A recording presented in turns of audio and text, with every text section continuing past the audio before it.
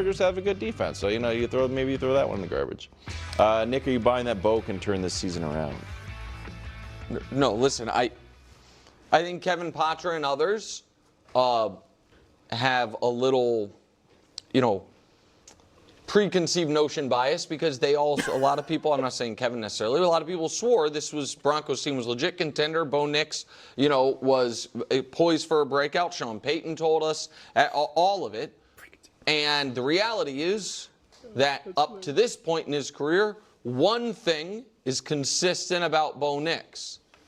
If he is playing a good team, his team is cooked.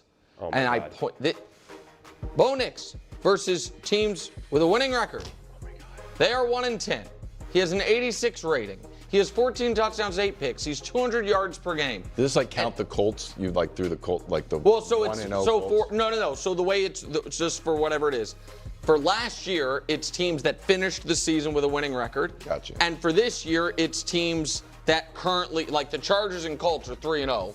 They count as winning teams. The Titans are 0-3. Gotcha. It's not your record at the time of playing them. Okay. It's at the end of the season or as far into the season. And it's not including the Week 18 game against Kansas City because that Chiefs team was not a winning team. It was the backups. I will never understand the smoke that was on this Broncos offense going into the year when we saw no evidence last year against good teams that they were good. And so I think it is, again, turn it around. Am I saying the Broncos are going to be looking for a quarterback this offseason? I'm not saying, that's not what I mean. But do I think all of a sudden Bo Nix is going to rally and be a difference maker at that position in the AFC playoff race? Unequivocally, no. And I'm puzzled how many people thought going into the year he would be. I'm going to lose my mind right now. I am absolutely going to lose my mind. And we are. Oh my God, we are about to just destroy this right now because I am so sick of cooked books like this right here, and I already got the numbers together. But before I get started, please, Denver Broncos fans, please subscribe to this channel so I can continue to make awesome Denver Broncos content right now.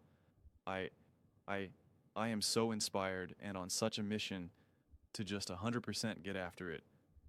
I am looking to change this channel overnight and legitimately start a movement and literally start something that we can be firmly rooted in this sports talk community, in this sports talk world. And I think we can do it. It's already beginning to happen over these last few days. And so I need your support. Please subscribe. Please watch these videos in their full length. It is the best possible way to support the growth of this channel. Watching the videos and subscribing. I just want to jump into this right now because I'm just, oh my God. First off, talk about preconceived bias for or against Bo Nix. Really, that's the game that we want to play right now? Listen. It's unbelievable what Kansas City Chiefs fans try to do here. Let's just use last year alone. Okay, these are the games that I took that I have now the data for. Okay, we have the Tampa Bay Buccaneers. I removed the first 2 games because it was the first 2 games of his literal NFL career. So we know the first game I took was the Tampa Bay Buccaneers, and then I took the Chargers, then I took the Baltimore Ravens, then I took the Kansas City Chiefs. Okay, the Week 10 game. Then I took the Atlanta Falcons, who were 6-5 and contending for the playoffs, okay? That's just the reality of that team. Okay. Then I took the Chargers again because obviously, they played them twice. Then I took the Bengals game, okay? That 30-24 loss in overtime. All right. Then I left out the Kansas City Chiefs game because that's against the backups. And then I took the playoff game on the road, first ever playoff game against Buffalo. That's what I took. Let's be very clear. I took all the big games, all the important games, and I could have even added the Raiders, which are divisional games. I could have picked other tough defenses that he technically went up against. I didn't do that. I took all the big games that they had last year and even removed the one game of the Chiefs that everyone wants to cry about. Okay? And so that's what I did. And these are the stats. These are the numbers. Bo Nix top 8 in yards with a 69.4% completion percentage out of all the other guys that had higher passing yards than him. He had the third highest completion percentage. And overall, he was top 6 in completion percentage. His touchdown to interception ratio was 14 touchdowns and 3 interceptions. Top 8 in the NFL, bottom interception. The only ones that even mirrored him was Joe Burrow and Lamar Jackson, in pretty good company there. Yeah, 14 touchdowns, 7 yards per attempt. I just don't understand what we keep trying to invent about Bond. Oh, there was no reason to believe he played so bad against good teams, had a 1 or 2.3 pass rating. His hardest games of the season. I'm not cooking the books here. I showed you the games that I picked. I'm not just using this like nebulous, like, oh, what about this? I showed you the games. I'm telling you exactly. So there's no sleight of hand here. He had a passer rating of 102.3. This, including his first ever playoff game, 102.3, and that's somehow bad, was above Patrick Mahomes' passer rating up there with Jaden Daniels, Jalen Hurts, Baker Mayfield, Joe Burrow, Jared Goff, Lamar Jackson. Seems pretty good to me. Not to mention, as Nick has repeatedly said, he does not think that the Denver Broncos offense themselves, that the weapons and the pieces, that the run game is good. And yet, this is what Bo Nix is doing. If you want to say that you don't believe in the Broncos, that's fine. If you don't believe that they have the talent, that's fine. But then having Bo Nix be successful with a lack of talent is actually pretty impressive. How could that not be impressive? Having him do what he's doing right here. Having the 9th best PFF ranking during that time. That's not impressive. As a rookie, mind you. Makes no sense. And now again, during his hardest games, again, Chargers, Chiefs, Bucks, etc., just deep ball passing alone, top in the NFL, 5 touchdowns, 1 interception. Since everyone's obsessed with deep ball passing these days, 44% completion percentage, which again, for deep ball passing, that's good. A 90.88 offensive rating from PFF and a 116 passer rating. This is on all throws greater than 20. So again, going up against the best teams, the best defenses, etc., this is what this guy's doing. And that's somehow bad. There's somehow no reason to believe in what he's doing. How does that make sense? Top 5 in passing yards for deep ball passing. I mean, Matthew Stafford, who we say is amazing, had 403 yards. Bo Nix had 386. Bo Nix, 5 touchdowns. Matthew Stafford, 3 touchdowns, 2 interceptions. And I know Nick believes Pukanua is a lot better than whoever the Broncos are, because Broncos, he doesn't believe in the Broncos receivers. He doesn't believe in that talent. We know Jamar Chase is better. T. Higgins is better. And this is what Bo Nix is doing as a rookie. Patrick Mahomes didn't even have enough pass attempts here to qualify, because I did 50% of pass attempts. So it gets rid of then any of the random quarterbacks who threw like 1 deep ball and it was completed for a touchdown. So there were 100%. Patrick Mahomes actually didn't even qualify for this because he didn't even throw enough. Pretty funny. But when we now add Patrick Mahomes into the mix, he's ranked 28th. Also down there, Baker Mayfield 29th. Oh, Knicks 5. Interesting. Very interesting. I know it's counter to what people want to believe. Doesn't make it any less true. And you know what's remarkable in these deep ball passes? He was top in the NFL on deep ball passing against the hardest teams. He's not able to get, extra stats playing an awful team, a team that's, oh God, they're so trash. Of course he threw for 1,000,000 yards, 0 turnover-worthy plays in all of his games on deep ball passing against the best teams on deep ball passing. Pretty amazing. Justin Herbert, who's a monster, he had 5 turnover-worthy plays. Joe Burrow 1, Josh Allen 1, Matthew Stafford 4. Mahomes, who I told you before didn't even qualify because it was so low. But when we do qualify for him, he had 2. And in those games, he was top 6 in rushing yards, 243 rushing yards up there. With Drake May, Josh Allen, Jalen Hurts, Jaden Daniels, Lamar Jackson. That's not good. I mean, it's pretty remarkable. I mean, during that 8-game stretch of his toughest games of the season as a rookie, He had 40 rushing attempts and 23 were first downs. He had to pick up 23 first downs with his legs in the hardest games, which was tied for second in the NFL of his hardest games.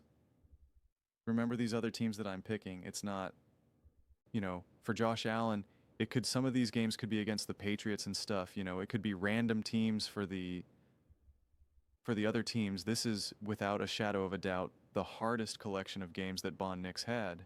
So, to put this in perspective, Bo Nix in those hardest games of his season was averaging over 225 yards per game. His hardest games that he's had to play all year as a rookie, that would put him at around top 10 in passing yards of, again, just his hardest games. And when you combine the other 30 yards, so he averaged now around 260 total yards per game, just himself. And that would put him in top 3. We know Jared Goff isn't adding a whole bunch of rushing yards. We know Joe Burrow is not adding a whole bunch of rushing yards. So, what Bo Nix has brought to the Denver Broncos in the most important moments, in the most important games of the season, he's delivered. And he did it as a rookie. And now, his final two, his last 2 weeks, because we'll just remove week 1. Week 1 was the first game of the season. A rough go at it, I get it. But his last two games, he's thrown 4 touchdowns, 1 interception, 359 yards, 65.5% completion percentage, and a passer rating of 100.5. And that's somehow bad. I mean, it's higher than Patrick Mahomes' passer rating. Patrick Mahomes' passer rating is, oh, wow. And in those last 2 games, 79.8. Yikes. Patrick Mahomes has 2 touchdowns, 1 interception. Bo Nix has 4 touchdowns, 1 interception. Even Justin Herbert, 3 touchdowns, 1 interception. And this was against an awesome defense of the Chargers. I don't know. I mean, again, Bo Nix against the Kansas City Chiefs, his first game in Arrowhead as a rookie, outplayed Patrick Mahomes. He was 22 for 30, 215 yards, 7.22 yards per attempt, 2 touchdowns, and a 115.3 passer rating. Patrick Mahomes, 28 for 42, 266 yards, 6.3 yards per attempt, only 1 touchdown, 4 sacks, and a 92 pass rating. To Bo Nix is 115.3. And Patrick Mahomes had Travis Kelce, he had Kareem Hunt, he had DeAndre Hopkins, he had Xavier Worthy, he had the guys. I mean, this is where we get things just so backwards. This was Patrick Mahomes, the Kansas City Chiefs, going up against the Bengals last year, when the Bengals were 0-2, when they were just a bad team struggling. Patrick Mahomes went 18 for 25, a whopping 151 yards, 2 touchdowns, 2 interceptions, and an 80.6 passer rating. And since Chiefs fans always love to use the made-up statistic of the QBR, a 27.4 for QBR, and he had Rashid Rice, he had Isaiah Pacheco, he had Xavier Worthy, he had Travis Kelce. Okay, he had it. And what did Bo Nix now do against a significantly better Bengals team, a team that was catching their stride? He threw for 219 yards. He threw for 3 touchdowns, 1 interception. He had a QBR of 62.8. Okay, and a passer rating of 114.9. He was making massive throws to tie the game up, so can we just stop? Can we just add perspective here? I mean, seriously, can we just add perspective here? I mean, now I did the same thing for Patrick Mahomes last season. I picked all his big games against the Bengals, the Ravens, the Bills, right? All the good teams. No Cook in the books here at all. I did against the Denver Broncos, just that, the game that they actually played each other. Did the Chargers twice. Picked the 49ers. That was a big game. Again, the Ravens, the Bengals, the Bills, the Chargers twice. All the important games. He had a 9 touchdowns, 8 interceptions, almost a 1.1 touchdown interception ratio, 1,500 yards, and a 67% completion percentage. He had a lower completion percentage, less passing yards per game, a worse touchdown to interception ratio, and a significantly lower passer rating of 84.9. So what does that mean? Does it mean that the one thing that, that when Patrick Mahomes has to play the best teams during the regular season, he can't compete? And again, don't come at me and tell me, well, you had to deal with injury, stuff like that. Nick has said that he does not think that the Broncos roster is good. So again, if you want to make the argument that the Broncos are not good against winning teams, then that's the take. The take isn't Bo Nix, because Bo Nix is performing better. This is just the numbers. These are the stats. And this is why I take issue when you try to play the stats game. If you want to play the stats game, then like I always say, then let's play the stats game. And I'm showing it to you. I'm showing it to you. When we compare Bo Nix's most important games and Patrick Mahomes' most important games, Bo Nix actually has better numbers. I'm not telling you that Bo Nix is better than Patrick Mahomes. Don't tell me Patrick Mahomes has won Super Bowls. That's not the argument. That's not the argument. The argument is to prove why you can't just show something like this and say, see, he's not that good, because it's inaccurate. It's not true. And it's incredibly misleading. And I'm giving you the exact games that we're using here. I'm giving it to you. I'm not just saying, again, there's no books that are being cooked here. I picked the games where going into the game this is a big game. This is an important team. This is a big quarter. You're going up against Joe Burrow, Lamar Jackson, Justin Herbert, Patrick Mahomes. That's what I'm picking here. No sleight of hand, just straight reality. But those are just my thoughts. I'd absolutely love to hear yours. What do you guys all think? Are you buying that Bo Nix can turn it all around? Let me know your thoughts in the comments below. I read every single comment. It's whether you agree with me or disagree with me. Either way, let's get in some discussions. Let's get in some fights. But ultimately, let's just have some fun.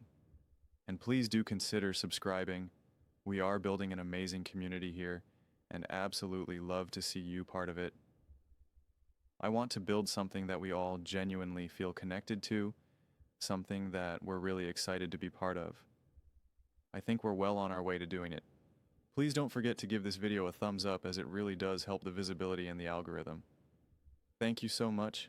See you next time.